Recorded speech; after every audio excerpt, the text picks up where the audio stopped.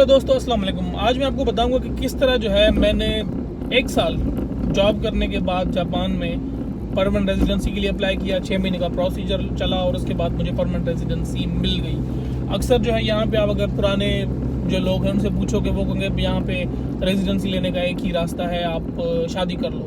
तो ऐसा हरगिज़ नहीं है। जापान में मैंने परमानेंट रेजिडेंसी ली है और बगैर किसी जापानीज़ से शादी किए मैंने परमानेंट रेजिडेंसी ली है, अपने बलबूते पे, अपने दम पे। मैंने रेजिडेंसी की लालच में किसी से शादी नहीं की। तो अब क्या प्रोसीजर होता है उसमें, इनका एक पॉइंट बेस्ड सिस्टम है जिसको ये लोग बोलते हैं हाईली स्किल्ड प्रोफेशनल वीज़ा।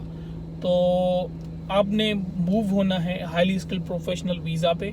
जैसे ही आप यहाँ पे अपनी स्टडी ख़त्म करते हो, उन लोगों के इजी चांस होता है यहाँ पे जिनके पास जो है मास्टर या पीएचडी होता है, क्योंकि इनकी रिक्वायरमेंट इस तरह की है कि ये मास्टर्स और पीएचडी वालों को चाहते हैं कि वो यहाँ पे परमानेंट रेजिडेंसी लें और इधर रुकें। तो मैं यहाँ पे आया था पीएचडी करने, तो 3 साल की पीएचडी हुई। उसके बाद 1 साल मैंने जॉब की और जॉब करने के बाद मैंने फ़ौरन जो है अप्लाई कर दिया। हाँ, उसमें मसाइल तो बहुत आए, बहुत सारे इशूज़ आए। डॉक्यूमेंटेशन एक बार चला कि हमें जहाँ पे तुम पहले रहते थे वहाँ से भी मंगवा के दो, इस तरह बहुत सारी चीज़ें थी। टैक्स के डॉक्यूमेंट्स है, मैं आपको वो सारे डॉक्यूमेंट्स सारी जो है लिस्ट दिखाता हूँ इनके पॉइंट बेस्ड टेबल सिस्टम की। तो उसमें 2 कैटेगरीज होती हैं हाईली स्किल्ड वीज़ा की, एक है 70 पॉइंट और एक है 80 पॉइंट। अगर आप जो है 70 पॉइंट लेते हो तो फिर आप परमानेंट रेजिडेंसी के लिए अप्लाई करोगे 3 साल बाद। अगर आप 80 पॉइंट्स या उससे ऊपर लेते हो, मेरे पॉइंट्स थे 110 पॉइंट्स थे, तो मैं जो है 1 साल के बाद एलिजिबल था परमानेंट रेजिडेंसी के लिए। तो मैंने फिर फ़ौरन ही परमानेंट रेजिडेंसी के लिए अप्लाई कर दिया और एग्जैक्ट लगा प्रोसेस। नॉर्मली हर किसी का अलग होता है, मेरे 5 महीने लगे। 5 महीने के बाद मुझे एग्जैक्टली 5 महीने के बाद मुझे उनका लेटर आ गया कि आपकी परमानेंट रेजिडेंसी हो गई है। तो बिल्कुल बहुत खुशी हुई। अब अगला तो मेरा है पासपोर्ट का टारगेट है, उसमें भी काफ़ी कॉम्प्लिकेशंस हैं, बहुत उसकी हम दोबारा कभी बात कर लेंगे उस पर। तो किस तरह जो है मेरा ये पॉइंट बेस्ड सिस्टम इसका काम करता है, किस किस चीज़ों के पॉइंट्स हैं, तो ये मैं आप लोगों को दिखाता हूँ कि किस किस चीज़ के पॉइंट्स हैं। तो अभी हम बात करेंगे किन किन चीज़ों के पॉइंट्स हैं। अब उसमें जो है बहुत सारी चीज़ें हैं, अभी जो मुझे याद है। फर्दर अगर आप गूगल करोगे तो आपको जो है highly skilled professional visa points table, तो आपको वो टेबल आ जाएगा।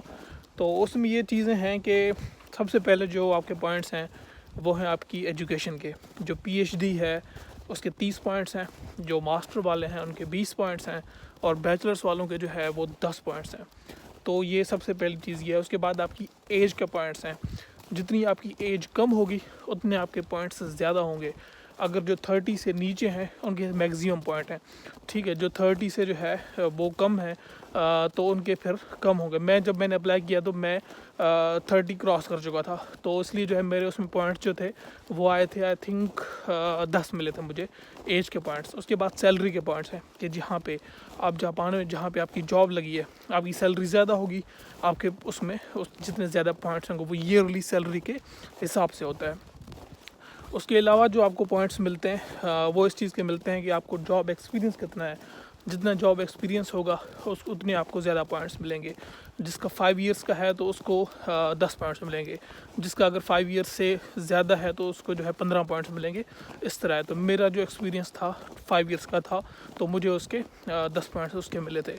तो इसके अलावा जो चीज़ें हैं उसमें यह है कि आपके पॉइंट्स हैं ड्यूरिंग एजुकेशन, क्योंकि जो भी मास्टर या पीएचडी करता है तो वो पब्लिकेशंस करता है। तो 3 पब्लिकेशंस के पॉइंट्स हैं। अगर आपके 3 पब्लिकेशंस हैं तो उसके फिर 20 पॉइंट्स हैं। उसके अलावा जो पॉइंट्स हैं वो है अगर आपका जो है कोई यहाँ पे आपको स्कॉलरशिप मिली है, कोई अवार्ड इस तरह का मिला है, तो फिर उसके भी पॉइंट्स हैं। लेकिन वो भी उनकी जो है यहाँ आने से पहले, जापान आने से पहले आपको जो मिले। तो इसका मुझे मतलब 3 चाहिए थे, 3 जो है अवार्ड्स चाहिए थे, मतलब 3 स्कॉलरशिप। मुझे चाइना में मिली थी, मुझे पाकिस्तान में एक फंडिंग मिली थी, तो मैं तीसरा मेरे पास ऑप्शन था नहीं, तो मैंने इसके कोई पॉइंट्स नहीं लिए थे। उसके अलावा जो इसमें पॉइंट्स होते हैं, जो अगर आपने यहाँ पे जापान की यूनिवर्सिटी से अगर आपने डिग्री की है, चाहे मास्टर्स किया है या पीएचडी की है, तो उसके आपको मिलते हैं 10 पॉइंट्स। اس کے علاوہ اگر یہاں پہ آپ کی جو یونیورسٹی ہے وہ میکس کے انڈر میں آتی ہے، میکس یہاں کا جاپان کا MEXT میکس جو ہے یہاں کا ادارہ ہے، تو وہ اس کے انڈر میں آتی ہے، تو اس کے بھی 10 پوائنٹس ہیں۔ اس کے علاوہ جن لوگوں کو اگر جاپنیز کا سرٹیفکیٹ ہے، جاپنیز بولنے کا N2 N1، اور N2 کے آئی گیس تقریباً 10 پوائنٹس ہیں، N1 کے جو ہے 15 پوائنٹس ہیں۔ تو جن کے پاس اگر یہ سرٹیفکیٹ ہیں تو مجھے بول تو میں لیتا ہوں، لیکن میرے پاس کوئی سرٹیفکیشن ان کی نہیں ہے، تو مجھے اس کے کوئی پوائنٹس نہیں ملے تھے۔ اس کے علاوہ جو دوسری چیزیں ہیں، جو آپ کی جو یونیورسٹی ہے وہ اگر جاپان کی جو ٹاپ کی یونیورسٹیز میں آتی ہے، ان کی ایک لسٹ دی ہوئی ہے آن لائن گوگل پہ، اور اگر آپ سرچ کرو گے تو وہ لسٹ آپ کو مل جائے گی۔ اگر آپ کی یونیورسٹی جاپان کی ٹاپ یونیورسٹیز میں آتی ہے، انہوں نے یونیورسٹیز کی لسٹ دی ہے، میکس کی جو بھی یونیورسٹیز ہیں موسٹلی سب اس کیٹیگری میں آتی ہیں جو اچھی والی ہیں، بالکل اگر کوئی تھکی ہوئی تو وہ نہ ہو تو نہ ہو، ادروائز موسٹلی سب اس میں ہیں، تو اس کے بھی پوائنٹس ہیں۔ تو اس طرح جو ہے یہ پوائنٹس ٹیبل ان کا کام کرتا ہے۔ اور اس کے بعد جب آپ کے اگر دیکھنا پڑتا ہے آپ کتنے پوائنٹ ہیں، میں آپ کو لنک دے دیتا ہوں اپنی ویڈیو کی ڈسکرپشن میں، آپ خود جا کے اپنے پوائنٹس کاؤنٹ کرو کہ آپ کے کتنے پوائنٹس بنتے ہیں، اور آپ پھر آپ یہ اس کے لیے اپلائی کر سکتے ہوتے ہو ہائیلی اسکل ویزا کے لیے۔ تو پھر اب PR کی کہانی کہاں بنتی ہے؟ ہائیلی اسکل ویزا لینے کے 1 سال بعد آپ ایلیجیبل ہو پرمنٹ ریزیڈنسی اپلائی کرنے کے لیے۔ جیسے ہی آپ کو ہائی اسکل ویزا ملا تو اپلائی کرو گے پرمنٹ ریزیڈنسی کے لیے۔ اور یہ آپ دیکھ سکتے ہیں یہاں پہ نیچر میں ہم گھوم رہے ہیں، اتنے مزیدار خوبصورت نظارے، سکون۔ یہاں پہ یہ ہے کہ بیئر بہت ہیں اس جگہ پہ، تو اللہ خیر کرے، لیکن آئی لو دس پلیس۔